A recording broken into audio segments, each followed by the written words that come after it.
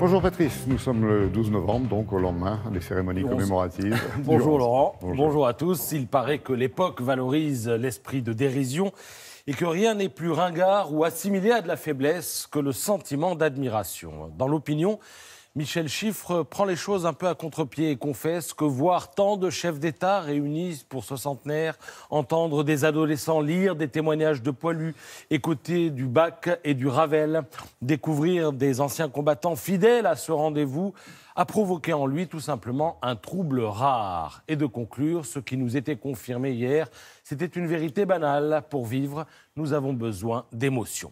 Alors de fait, l'émotion s'affiche à la une ce matin, mais tout cela ne doit pas nous abuser outre mesure. Cette unité, c'est Cécile Cornudet qui en parle le mieux. Tout est dans les premiers mots de son édito.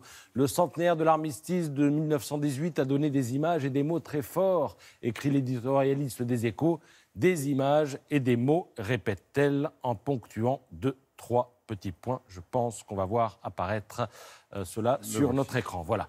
Alors, effectivement, des images et des mots, on en a eu. Mais comme l'écrit Guillaume Goubert dans La Croix, la paix n'est pas une entreprise solitaire. Elle se bâtit avec d'autres nations, avec les amis de longue date et avec les ennemis d'hier. Le paradoxe, c'est que parfois, ça se passe mieux avec les ennemis d'hier qu'avec les amis de longue date. Il n'est qu'à lire l'éditorialiste de l'édito de l'Opinion pour s'en convaincre. Olivier Auguste, il décrypte la guéguerre de tranchées entre présidents Trump-Macron. Ce qui pêche dans la relation entre les deux chefs d'État, eh bien, c'est que chacun fait assaut de fermeté quand l'autre ne peut répliquer. Je te fais la leçon en public, tu arrives ostensiblement en retard à l'Élysée. Tu assassines mon armée européenne d'un tweet, je préviens sur CNN ton industrie de la défense que je compte faire sans elle. Mais lorsque nous nous retrouvons devant les caméras, nous redevenons BFF, Best Friends Forever. D'accord sur tout, bataille de com, guéguerre d'ego, valorisation réciproque, tout ça n'est qu'un jeu de rôle, pas une stratégie, conclut l'éditorialiste. Ces commémorations servent autant à entretenir la mémoire qu'à tirer des enseignements. Sur la relation Trump-Macron, on a maintenant quelques certitudes, et ce n'est pas cette image de Trump se recueillant seul au cimetière américain de Suresnes pour en ressortir en disant qu'il a passé là le meilleur moment de son week-end qui va les ébranler.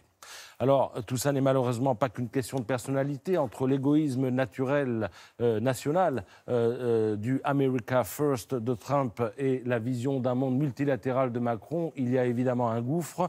Dans ce contexte, protéger l'héritage de la paix ne va pas de soi pour tous, écrit Patrick Saint-Paul dans Le Figaro. Et si les démons sont anciens, les périls, eux, sont d'un nouveau genre. Le terrorisme djihadiste, les déséquilibres provoqués par la pression migratoire, les manipulations et déstabilisations rendues possibles par les réseaux et les technologies nouvelles n'ont plus grand-chose de commun avec les menaces d'il y a 100 ans, écrit l'éditorialiste. À ce constat, d'ailleurs, Libération apporte un éclairage utile ce matin, en tout cas sur la question technologique. Vous voyez la une du journal, Cyberattaque, la nouvelle guerre froide. Excellent dossier où l'on constate qu'il existe bel et bien un cinquième milieu après la Terre, l'air, la mer et l'espace.